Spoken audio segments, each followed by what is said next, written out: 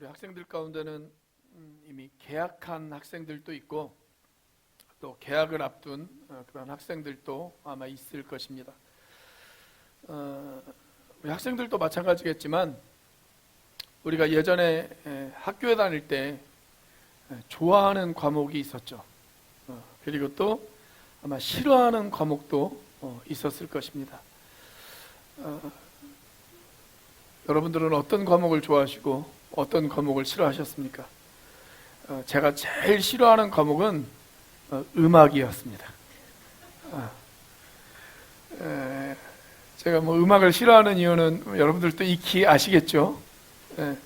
일단 저는 노래를 그렇다고 싫어하지는 않아요.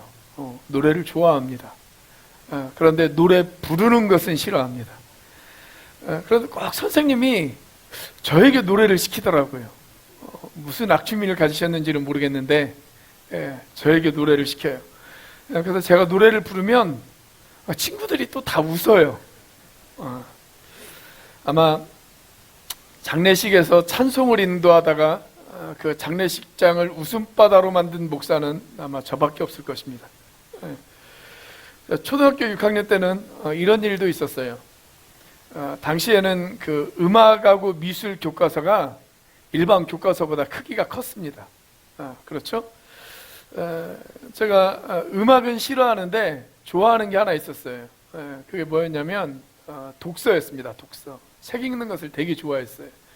그래서 모든 소설책들을 제가 다 읽었습니다. 학교에 이렇게 진열해 놓은 학급마다 진열해 놓은 학급 문고가 있잖아요. 그 소설책들을 제가 다 읽었어요. 하루는 그 소설책 한 권을 가져다가 음악 시간이었습니다. 그런데 음악책이 크잖아요. 그래서 소설책이 음악책에 딱 가려져요. 그래서 이렇게 들고 소설책이 읽기에는 너무 좋습니다. 그런데 그렇게 소설책을 읽다가 음악 선생님에게 걸렸어요. 그래서 엄청 얻어맞았습니다. 얻어맞고 복도에서 무릎 꿇고 손 들고 1시간 동안 있었던 그런 기억이 납니다.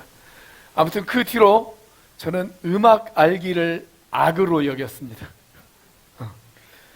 그런데 제가 좋아했던 과목도 있었어요. 제가 다녔던 중학교가 미션 스쿨이었거든요. 그러다 보니까 과목 중에서 성경 과목이 있었습니다. 저는 성경 과목이 제일 재밌었습니다. 중간고사하고 기말고사 때는요 성경 시험도 보거든요. 그리고 그것이 성적에도 반영이 되어져요. 그런데 3년 내내 성경 시험이 올백이었습니다. 제가 아마 목사가 되려고 그때부터 그랬던 것 같아요. 그래서 학교에서 칭찬도 많이 들었어요. 그리고 교회에 가면 제가 학교에서도 성경을 체계적으로 배우다 보니까 교회에 가면 성경에 대해서도 제가 제일 많이 아는 거예요. 그러다 보니까 교회 가는 게 재밌더라고요. 교회 가는 게 재밌어요. 그리고 교회에서 성경 퀴즈 대회를 하면 제가 항상 우승을 했습니다. 그리고 성경을 알다 보니까 설교가 들려요. 성경을 알면 설교가 들립니다. 여러분, 믿음은 어디에서 나옵니까? 믿음은 들음에서 나옵니다. 설교가 들리니까 믿음이 생기더라고요. 제가 이런 과정을 거치면서 깨달은 것이 있습니다. 선생님을 잘 만나야 되는구나. 우리가 어떤 선생님 때문에 우리가 그 과목이 싫어지기도 해요. 그리고 그 과목을 멀리 해버립니다. 그런데 또 어떤 과목은 선생님 때문에 그 과목을 좋아할 때가 있어요. 그러다 보면 그 과목이 재밌어요. 그렇죠? 그래서 선생님을 잘 만나야 합니다. 그런데 요즘은 선생님도 학생들을 잘 만나야 되겠더라고요. 예전에는 제자가 스승의 그림자도 밟지 않았죠. 그런데 요즘은 반대로 선생님이 제자들의 그림자를 밟지 않는다고 그럽니다. 혹여나 학생 인권에 걸릴까봐 하도 요즘은 이상한 학생들도 많고 이상한 부모님들도 많아서 그런다고 그래요. 오죽하면 이 땡볕에 4만 명이 넘는 초등학교 선생님들이 토요일마다 거리에 나오겠습니까? 여러분, 성경을 보면 예수님은 좋은 스승이셨습니다. 정말 좋은 선생님이셨어요. 가르쳤는데 학생들이 따라오지 않았다고 해서 그 학생들을 포기하지 않으셨어요. 끝까지 그 학생들을 기다리시기도 하시고 다시 가르쳐 주시기도 하시고 때로 어긋난 길로 가거든 혼내기도 하시고 그러셨습니다. 오늘 본문 말씀에도 보시면 어떤 시각장애인 한 사람이 예수님 앞에 나옵니다. 그리고 예수님께서 그 사람을 위해서 간절히 기도하시며 그 사람을 위해서 안수해 주셨습니다. 그런데 작은 변화가 있었어요. 그 사람이 원하는 만큼의 변화는 아니고 작은 변화가 있었습니다. 그때 예수님께서는 그 작은 변화로 만족하지 않으시고 그를 다시 만져주시고 안수하시는 그런 장면이 나옵니다. 그러자 마침내 모든 것이 밝히 보였다라고 그렇게 성경은 우리에게 기록하고 있습니다. 우리는 이것을 가리켜서 기적이다라고 그렇게 이야기를 합니다. 그런데 엄격히 말하면 이것은 단순한 기적이 아니라 표적이다라고 그렇게 이야기할 수가 있습니다. 여러분, 기적과 표적은 약간의 차이가 있습니다. 표적은 기적보다 훨씬 더 큰 개념을 가지고 있습니다. 기적은 기적 자체가 그 목적이에요. 그런데 표적은 그 기적을 통해서 우리에게 뭔가 전달하고 싶은 메시지가 있는 것이 바로 표적이다라고 그렇게 이야기할 수가 있습니다. 자, 오늘 이 본문 말씀을 통해서 예수님께서는 저와 여러분들에게 무엇인가를 전달하고 싶은 그런 메시지가 있으셨습니다. 그래서 우리가 이것을 표적이다라고 이야기할 수가 있는 것입니다. 예수님께서 우리에게 전달하시고 싶으셨던 메시지는 과연 무엇이었을까요? 그것은 바로 이것입니다. 여러분, 우리가 말씀에 순종해서 어떤 일을 시도할 수가 있습니다. 내가 그 말씀에 순종했어요. 그리고 그 말씀이 하나님의 뜻인 것을 분명히 깨닫고 내가 그 말씀에 순종했지만 내가 원하는 것만큼의 결과가 생기지 않을 수도 있습니다. 나는 분명히 순종했는데 순종한 결과가 내가 원하는 결과가 나오지 않을 수도 있어요. 여러분, 그럼에도 불구하고 포기하지 말아야 된다는 것입니다. 왜냐하면 주님께서 그 피 묻은 손으로 저와 여러분들을 다시 안수해 주시기 때문에 그렇습니다. 여러분, 저는 오늘 이 시간 저와 여러분들을 주님께서 다시 안수해 주시는 은혜가 있기를 주님의 이름으로 축원합니다. 자, 그렇다면 주님의 안수하심이 필요한 곳, 우리의 삶 가운데 주님의 안수하심이 필요한 곳은 과연 어디일까요? 첫째, 영적인 영역에 주님의 안수하심이 필요합니다. 여러분, 우리 가운데 어떤 분들은 복음을 듣자마자 또 내가 은혜를 경험하자마자 아무런 의심 없이 신앙의 영역으로 훅 들어오시는 분이 계세요. 내가 어떤 사건을 경험했어요. 내가 복음을 들었어요. 아니면 내가 어떤 은혜의 시간을 경험했어요. 그리고 나서 아무런 의심 없이 신앙의 영역으로 훅 들어오시는 분이 계세요.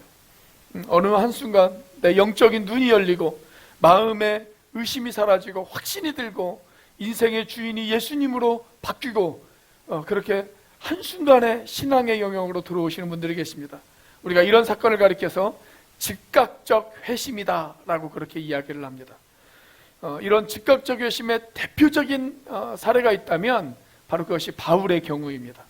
여러분, 바울이 예수 믿는 사람들을 잡아 죽이기 위해서 다메섹 도상으로 가고 있었죠.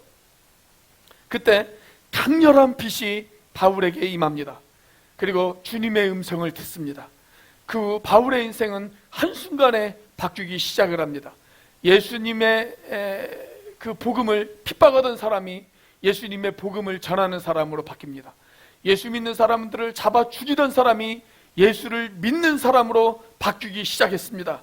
그래서 이 바울의 경우가 우리가 즉각적 회심이다라고 그렇게 이야기할 수가 있어요. 그런데 이런 즉각적 회심은 누구에게나 다 일어나는 것은 아닙니다. 이건 보편적인 경우가 아니에요. 아주 드문 경우입니다. 그런데 우리 가운데 누군가는 이런 즉각적 회심으로 예수님을 영접한 사람도 아마 틀림없이 있을 것입니다. 자, 대부분의 경우는 이런 즉각적 회심이 아니라 점진적 회심이 이루어집니다. 처음에는 확신이 없었어요. 그런데 시간이 흐르면서 또 말씀을 배워가면서 마침내 확고한 신앙에 돌아가는 경우가 아주 많죠. 저 같은 경우에도 바로 이런 케이스입니다. 특별히 어릴 때부터 교회에 출석했던 분, 그런 분들은 이런 분들이 많아요. 점진적 회심을 이루는 사람들이 아주 많이 있습니다. 그래서 여러분, 우리의 자녀들이 아직 예수님을 인격적으로 만나지 못한 것이 너무 안타깝고 아쉽다고 할지라도 포기하지 마셔야 돼요. 우리가 계속적으로 그들을 위해서 기도하다 보면 그들도 언젠가는 점진적 회심이 이루어질 줄로 믿습니다. 자, 우리가 지금 마가복음을 1년 가까이 살펴보고 있는데요, 이 마가복음의 저자인 마가가 이 대표적인 케이스다라고 그렇게 우리가 이야기할 수가 있습니다. 마가는 부잣집 도련님이었습니다. 그런데 이 마가가 처음부터 신앙의 열정이 강했던 사람은 아니었어요. 신앙의 열정이 약했어요. 그래서 마가의 삼촌이었던 바나바가 이 마가를 제1차 전도여행 때 전도여행팀에 합류를 시키죠. 그래서 바울과 함께 전도여행을 떠납니다. 그런데 전도여행을 떠났던 이 마가가 어떻게 해요? 중간에 도망쳐 버렸어요. 힘들다고, 너무나도 고되다고 이 마가가 중간에 전도여행팀을 이탈하고 집으로 돌아가 버렸습니다. 그런데 이 마가가 나중에는 어떻게 되어집니까? 바울에게 꼭 필요한 동역자가 되어지고 복음서를 기록해서 우리에게 은혜를 끼치는 그런 사람이 되어졌잖아요.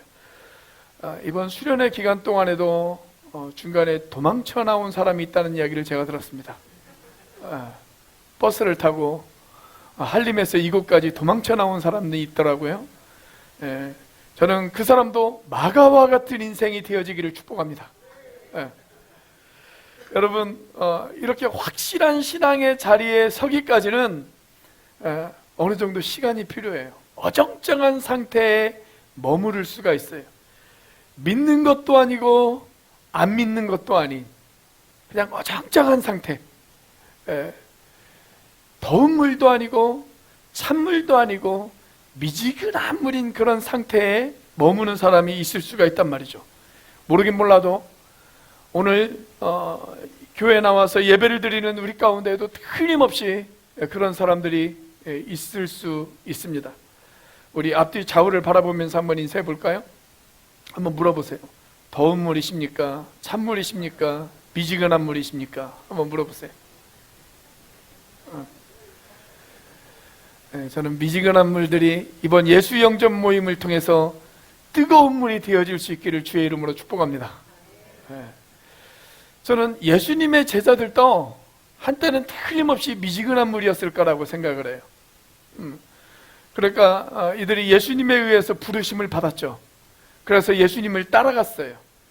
그러니까 믿음이 전혀 없었던 것은 아니에요. 믿음이 전혀 없었다면 예수님을 아예 처음부터 따라가지도 않았겠죠. 믿음이 있기는 있었어요. 최소한의 믿음은 있었습니다. 그런데 예수님을 전적으로 믿은 것은 아니었습니다. 예수님을 온전히 믿은 것은 아니었어요. 어느 정도의 의심이 있었고 갈등이 있었습니다. 자, 그래서 우리가 지난주에 살펴보았던 마가복음 8장 18절 말씀을 보면 예수님께서 제자들을 바라보면서 이런 말씀을 하시지 않습니까? 자, 같이 한번 읽어보겠습니다. 시작. 너희가 눈이 있어도 보지 못하며 귀가 있어도 듣지 못하느냐, 또 기억하지 못하느냐. 20절 말씀에 보면 너희가 아직도 깨닫지 못하느냐, 그런 말씀도 하세요. 제자들이 안 믿는 것은 아닌데 그렇다고 해서 확실히 믿는 것도 아니었어요. 아주 어정쩡한 그런 상태에 있었단 말이죠. 자, 제자들과 이런 대화를 나누고 난 뒤에 바로 오늘 본문의 사건이 등장합니다. 그러니까 예수님께서 오늘 본문을 통해서 지금 제자들의 상태를 꼬집고 있는 거예요. 자, 오늘 본문에 어떤 사건이 등장합니까? 한 맹인이 주님 앞에 나왔습니다. 예수님께서 이 사람을 만져주셨습니다. 그를 위해서 기도해 주셨습니다. 그리고 그 사람에게 무엇이라고 이야기합니까? 무엇이 보이느냐? 이렇게 물어보십니다. 자, 그랬더니 이 사람이 뭐라고 대답해요? 24절입니다. 같이 한번 읽어보겠습니다. 시작. 쳐다보며 이르되 사람들이 보이나이다. 나무 같은 것들이 걸어가는 것을 보나이다 하거늘. 자, 예수님이 기도해 주시자 뭔가 변화가 일어나기는 일어났어요. 그런데 확실히 보이는 것이 아니에요. 그냥 어렴풋이 보인단 말이죠. 사람 같기도 하고 나무 같기도 한 무엇이 걸어다닙니다. 이렇게 대답을 한단 말이죠. 여러분, 예수님께서 원하시면 저는 한 번에 이 사람의 눈을 깨끗게 하실 수도 있으셨다고 저는 그렇게 믿습니다. 여러분, 우리가 복음서에 보면 예수님께서 기적을 행하실 때 2번에 걸쳐서 기도하시는 장면은 별로 등장하지 않아요. 대부분 보면 한 번 기도하시면 그 기도하신 대로 응답이 되어졌습니다.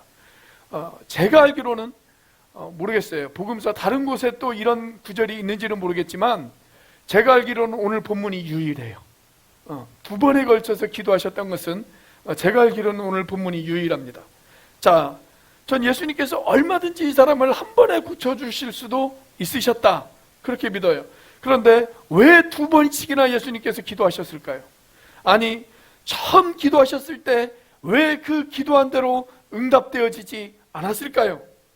이것은 지금 확실히 보이는 것도 아니고 안 보이는 것도 아닌 이 사람을 통해서 믿는 것도 아니고 안 믿는 것도 아닌 제자들의 상태를 꼬집으셨던 거예요. 그들에게 무엇인가를 깨닫게 하고 싶으셨던 주님의 의도가 있었다, 우리가 이렇게 이야기할 수가 있습니다. 여러분, 우리들의 신앙도 그럴 수가 있어요. 내 신앙이 어정쩡한 상태에 머무를 수가 있습니다. 믿는 것도 아니고 안 믿는 것도 아닌, 내가 예수님을 영접한 것도 아닌데 그래도 그렇다고 또 영접하지 않은 것도 아닌 것 같은 그런 어정쩡한 상태에 머무를 수가 있습니다. 여러분, 그런 사람이 가장 먼저 해야 될 것 무엇일까요? 그것은 솔직한 자기 인정입니다. 자기 인정. 지금 내 영적인 상태가 이렇습니다. 여러분, 오늘 본문 말씀을 보면 예수님께서 처음 이 사람에게 기도하시고 이 사람에게 물으시죠. 무엇이 보이느냐, 이렇게 물으시죠. 그때 이 사람이 뭐라고 대답했어요? 확실히 보입니다, 이렇게 대답하지 않고 솔직하게 자기 자신의 모습을 인정하면서 이렇게 대답합니다. 사람 같기도 하고 나무 같기도 한 것이 걸어다니고 있습니다, 이렇게 대답을 합니다. 솔직하게 자기의 현 상태를 인정을 했단 말이죠. 여러분, 오늘 본문에 기록되어져 있지는 않지만 이 사람에게는 간절한 소망이 있었을 것입니다.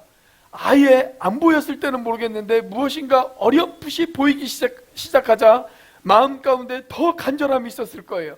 주님, 어렴풋이 보이지 않고 저도 뚜렷이 볼 수 있기를 원합니다. 아마 이런 간절함이 이 사람에게 있지 않았겠습니까? 사랑하는 여러분, 우리들의 신앙도 바로 거기까지 가야 합니다. 주님, 제가 어렴풋이 주님을 아는 것이 아니라, 제가 희미하게 주님을 보는 것이 아니라, 주님, 제가 뚜렷이 주님을 바라보기를 원합니다. 그 신앙의 단계까지 가셔야 합니다. 그런데 어떤 사람들은 이렇게 생각하는 사람들이 있어요.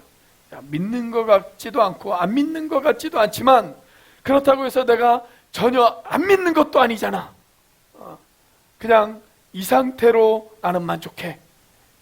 이런 사람이 있을 수도 있습니다. 그런데 여러분, 그런 상태에 만족하면 아무런 변화가 있을 수가 없어요. 갈망하셔야 돼요. 뚜렷이 주님을 바라볼 수 있기를 갈망하셔야 됩니다. 그런 의지가 있어야 합니다. 주님, 저도 믿고 싶습니다. 예수님이 어떤 분인지, 예수님을 만난 기쁨이 무엇인지, 그 구원의 기쁨이 어떤 것인지, 도대체 저 사람들이 예수님을 만나고 그들의 인생이 바뀌었는데 어떻게 그들의 인생이 바뀔 수 있게 되어졌는지, 주님, 저도 그것을 갈망합니다. 저에게도 그런 변화가 있기를 원합니다. 주님, 베드로가 만난 예수님, 바울이 만난 예수님, 목사님이 만난 예수님, 내 부모가 만난 예수님, 우리 목자가 만난 예수님, 주님, 저도 그 예수님을 저도 만나고 싶습니다. 이런 간절한 갈망이 있어야 된다라고 하는 것입니다. 여러분, 믿음은 적극적인 열망이 있을 때 그 사람에게 믿음의 확신이 생기는 거예요. 구원의 주체는 하나님이세요. 구원의 주체는 하나님이십니다. 구원은 내가 스스로 이루는 것이 아니에요. 그래서 구원은 받는 거예요. 하나님이 우리에게 주셔야 돼요. 그런데 어떤 사람에게 주시느냐? 간절히 원하는 사람에게 주십니다. 그렇기 때문에 여러분, 구하셔야 됩니다. 구하면 주십니다. 찾으면 찾게 하십니다. 문을 두드리면 열리게 하십니다. 그래서 우리가 믿음을 갖기를 간절히 사모하셔야 된다는 거예요. 지난 화요일 날 지방회를 하는데 등대교회에서 지방회를 했거든요. 등대교회 목사님이 설교를 하시면서 이런 이야기를 하시더라고요. 자기 교회 어떤 교인 한 분이 있는데 이분이 찬양 시간이 되어지면 찬양을 열심히 따라서 부른대요.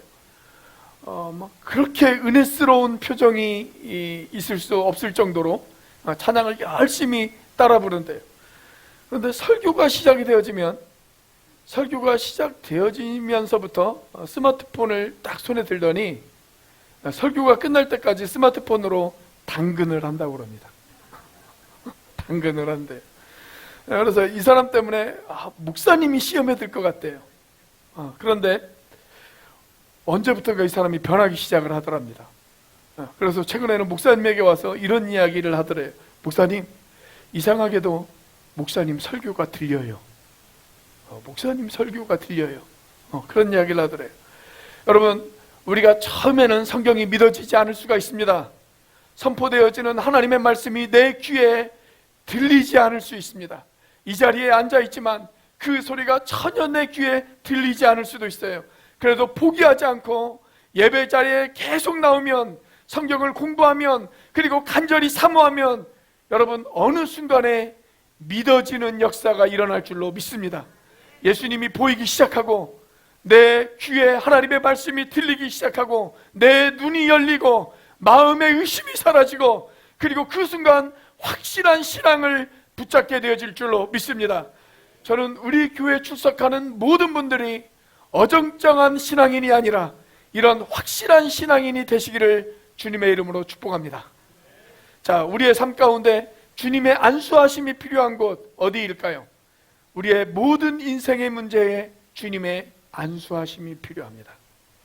여러분, 우리가 인생을 살다 보면 문제가 생기죠. 문제 없는 사람은 없어요. 모두에게 다 문제가 있습니다. 내가 신앙을 가지고 살아간다고 해서 그 사람에게 문제가 생기지 않는 것은 아닙니다. 신앙이 있어도 결코 문제에서 자유로울 수는 없습니다. 저나 여러분이나 모두 문제에 부딪히고 살고 그리고 그 문제를 안고 그렇게 하루하루를 살아갑니다. 이때 진정한 신앙인이라면 그 문제를 가지고 주님의 도우심을 간구합니다. 주님 도와주세요. 도와주세요. 제게 이런 문제가 있어요. 주님 저를 도와주세요. 그렇게 주님에게 도우심을 요청하죠.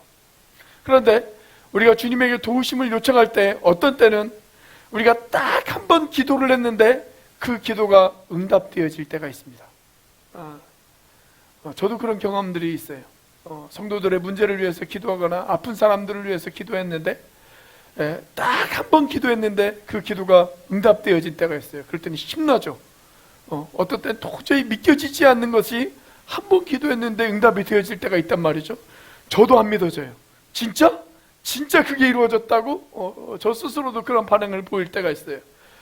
그런데 어떤 문제는 우리가 간절히 기도했음에도 불구하고 쉽게 응답이 되어지지 않는 때도 있습니다. 사실 그런 때가 더 많죠. 오늘 본문에서 우리 주님은 우리가 간절히 기도했음에도 불구하고 우리의 문제가 한 번에 응답되어지지 않을 수도 있다라는 것을 가르쳐주고 계십니다. 예수님마저도 반복되는 기도가 필요했다면 여러분, 저와 여러분은 얼마나 자주 그리고 얼마나 많이 무릎을 꿇어야 되겠습니까? 저는 주님께서 원하신다면 우리가 드리는 단 한 번의 기도에도 응답하실 수 있다라고 그렇게 믿습니다. 단 한 번의 기도에도 언제든지 문제를 해결하실 수 있는 전능하신 분이 우리 주님이십니다. 그럼에도 불구하고 주님은 왜 우리에게 반복적인 기도를 요청할까요? 여러분, 주님께서 우리가 드리는 단 한 번의 기도로 우리의 모든 문제를 다 해결해 주신다고 한번 가정을 해보세요. 자, 그렇다면 우리가 주님 알기를 어떻게 할까요? 아마 자동 판매기로 할 것입니다. 그렇죠? 자동 판매기에 돈을 넣은 후 콜라를 누르면 콜라가 나오고 사이다를 누르면 사이다가 나오잖아요. 마치 기도를 그런 식으로 생각할 거예요. 내 문제를 해결하는 그냥 자동 판매기처럼 그렇게 생각할 겁니다.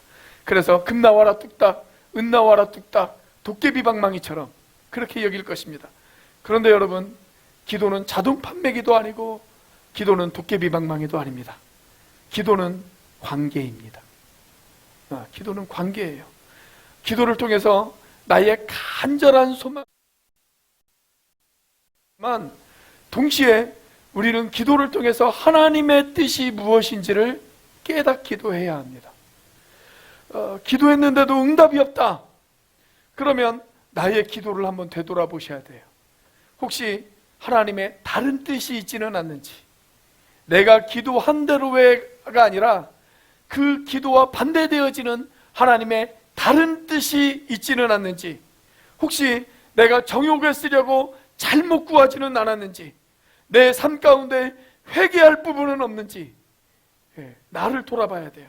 나를 돌아보는 과정이 필요해요. 그래서 하나님의 기대에 나의 뜻을 맞춰가는 연습이 필요합니다. 나의 뜻에 하나님의 응답을 맞추는 것이 아니고 하나님의 기대에 나의 뜻을 맞추셔야 돼요. 나의 뜻을 맞추셔야 돼요. 그 과정이 필요해요. 그렇게 하나님과 올바른 관계를 맺어가는 것, 그것은 내 문제를 해결하는 것보다 훨씬 더 중요한 문제예요. 누가복음 15장을 보시면 탕자의 비유가 등장을 합니다. 그 비유 속 탕자의 아버지는요, 너무 착했어요. 너무 착해요.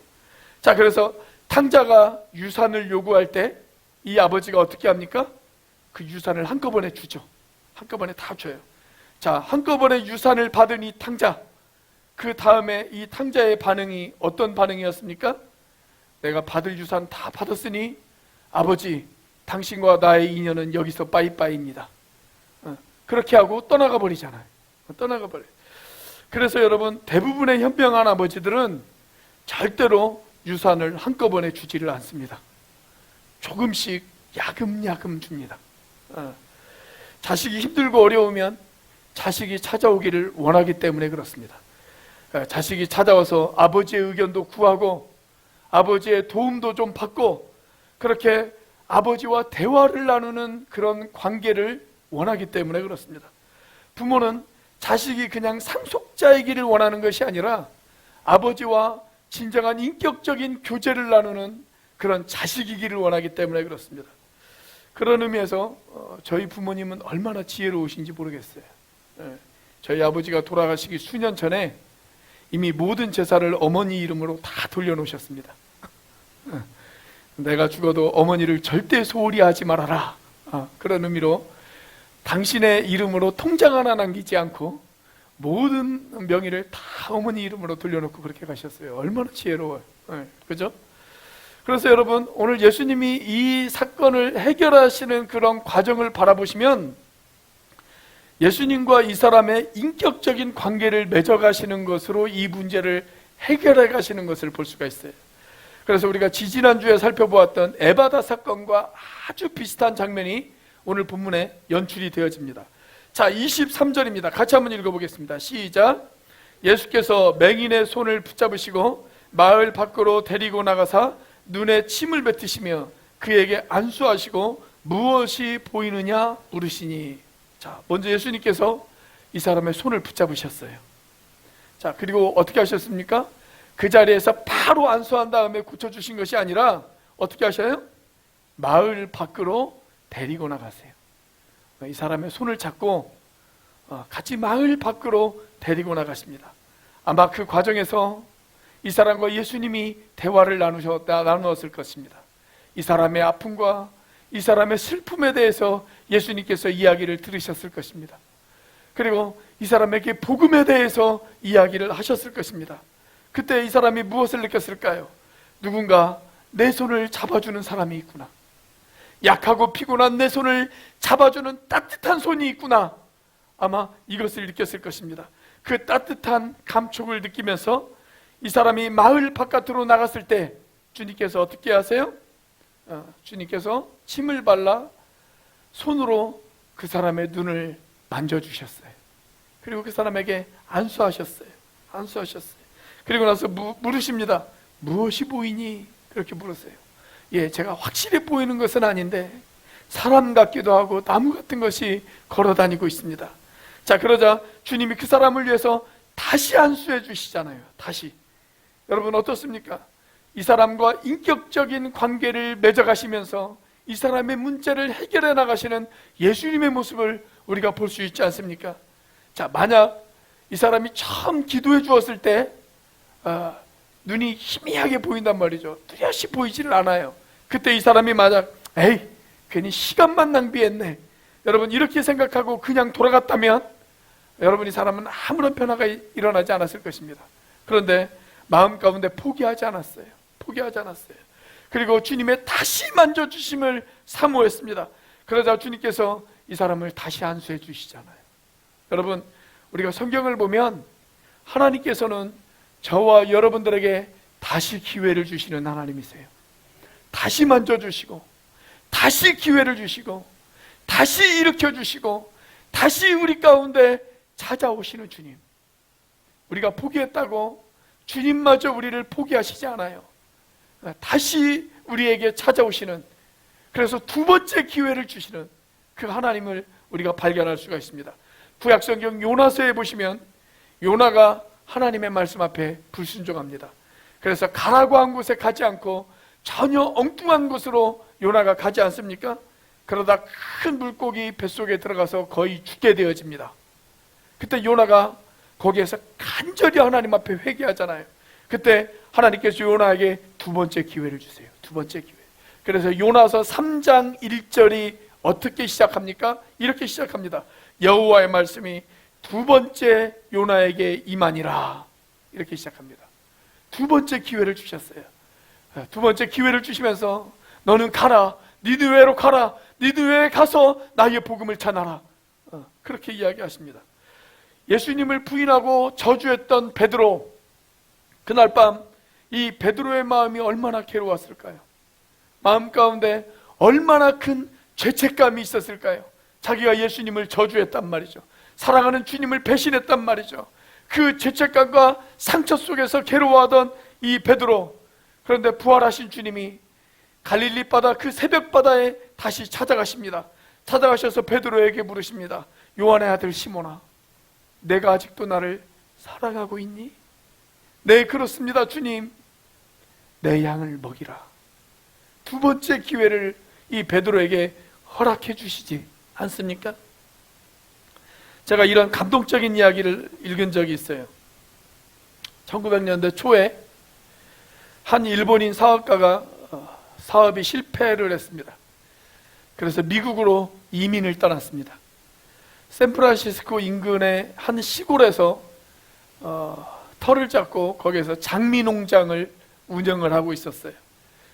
그때 바로 자기 집 옆에 또 장미 농장을 하는 또 다른 스위스에서 이민 온 부부가 있었습니다. 직업이 같다 보니까 서로 농사에 대해서 이런저런 정보도 주고받으면서 이 두 집안이 아주 급격하게 친해졌습니다. 일주일에 한 2, 3일 정도는 그 장미를 팔기 위해서 같이 시내도 나가면서 같이 이야기도 하고 또 같이 시간을 보내기도 하고 식사도 같이 하기도 하고 또 자기 집에 그 스위스 이민 온 사람을 초청하기도 하고 또 그 사람의 초청에 의해서 그 사람 집에 가기도 하고 그렇게 아주 급격히 친해졌습니다. 농장 일도 매우 잘 됐습니다. 그런데 스위스에서 이민 온 이 부부가 크리스천이었어요. 크리스천이다 보니까 가끔 이 일본 부부에게 복음을 전합니다. 그런데 그때마다 그 복음을 들을 때마다 이 일본인 부부는 그냥 미소만 짓고 아무런 대답도 하지를 않았다고 그래요. 자, 그러다가 1941년 12월 7일 일본이 진주만을 공격했습니다. 미국의 진주만을 공격했습니다. 그러자 미국에서는 아직도 미국 안에 있는 일본인들, 미국인으로 귀화하지 않은 그런 일본인들을 포로로 잡아두는 그런 정책을 발표합니다. 그래서 귀화하지 않은 일본인들을 수용소에다 다 가둡니다. 근데 그때까지 이 부부는 미국인으로 아직 귀화를 하지 않은 상태였어요. 그래서 콜로라도에 있는 그런 포로 수용소에 들어가야만 했습니다. 그런데 자기의 모든 전 재산이라고 할 수 있는 농장과 집을 놓고 떠나야 되잖아요. 얼마나 마음 가운데 걱정이 되어지겠어요. 그때 스위스에서 이민 온 이 부부가 이렇게 이야기를 합니다. 걱정 마십시오. 당신들이 가 있는 동안 제가 이 집과 농장을 잘 관리하겠습니다. 아무 걱정하지 마십시오. 그렇게 이야기를 합니다. 그러니까 얼마나 고마워요. 그래서 고맙습니다, 감사합니다, 그렇게 인사를 했어요. 아마도 아리가또 고자이마스 이렇게 인사를 했겠죠. 그렇게 인사를 했어요. 그런데 마음 한구석에는 이런 생각도 드는 거예요. 정말 잘 관리해 줄까? 혹시나 여기에서 나오는 수익금을 착취하지는 않을까? 아니 어쩌면 이 농장을 빼앗아 가지는 않을까? 이런 걱정이 드는 거예요. 아마도 이런 속마음을 눈치챘던 모양입니다. 스위스 사람이 이렇게 이야기를 해요. 저를 믿지 못하시겠거든 제가 믿는 하나님을 믿고 안심하십시오. 잘 다녀오십시오. 그렇게 이야기를 했어요. 그래서 수용소에서 2년이 넘는 시간을 보냈습니다. 그리고 전쟁이 끝나고 이 부부가 다시 샌프란시스코로 돌아왔어요. 샌프란시스코 역에 딱 내리자마자 플래카드가 눈에 띄기 시작을 합니다. 그 플래카드에는 이렇게 적혀 있었습니다. 집에 돌아오신 것을 환영합니다. 이렇게 적혀 있었어요. 그리고 집에 돌아가 보니까 농장은 자신이 관리하던 때보다 더 깨끗하게 관리가 되어져 있었고 아름다운 장미꽃들이 화사하게 그렇게 피어져 있었습니다. 부엌에 들어가 보니까 부엌 식탁 위에 꽃병이 하나 놓여져 있고 그 꽃병에 장미 한 송이가 꽂혀 있는 거예요. 그리고 그 꽃병 위에, 꽃병 옆에 봉투가 하나 있어요. 작은 봉투가 하나 있어요. 그 봉투를 열어보니까 거기에는 카드가 적혀 있습니다. 그리고 그 카드 말고 또 하나가 더 있었는데 통장이 있는 거예요. 통장이. 통장을 열어보니까 그동안 자기가 없는 동안 나온 모든 수익금이 그 통장에 차곡차곡 저축이 되어져 있었어요. 그리고 메모가 한 장 거기에 붙어져 있는 거예요. 메모에는 이렇게 적혀 있었습니다. 딱 2줄의 메모가 적혀 있었다고 그래요. 하나님은 당신을 사랑하십니다. 그리고 당신은 다시 시작할 수 있습니다. 이렇게 적혀 있었다고 그래요. 그 글을 읽는 순간 이 사람이 무릎을 꿇었어요. 무릎을 꿇었어요. 그리고 이웃집 사람들이 믿는 그 하나님을 자신의 하나님으로 받아들였다고 합니다. 그렇습니다, 여러분. 우리 주님은 기다려주시는 하나님이십니다. 다시 찾아오시는 주님이십니다. 그리고 우리를 다시 만져주시고 쓰러진 우리를 다시 일으켜주시는 주님, 다시 시작하게 하시는 주님, 여러분 그 주님이 바로 우리 주님이십니다. 우리가 그 사실을 믿는다면 여러분, 저와 여러분은 얼마든지 다시 시작하실 수 있습니다. 우리의 삶이 폭풍 흑암 속과 같다고 할지라도, 내 인생에 곤란한 일이 찾아오고 시련의 회오리 바람이 우리 가운데 불어닥친다고 할지라도, 여러분 우리를 향해서 다시 손 내미시는 주님, 그 주님의 손을 우리가 다시 붙잡을 수만 있다면 여러분, 저와 여러분이 다시 시작하실 수 있는 줄로 믿습니다. 여러분 그 주님을 느끼고 그 주님을 우리의 구주로 믿고 그 우리의 주님으로 영접하고 여러분 다시 우리를 향해 안수하시는 그 주님을 믿고 나아가시는 저와 여러분들이 되시기를 주님의 이름으로 축원합니다. 기도하시겠습니다.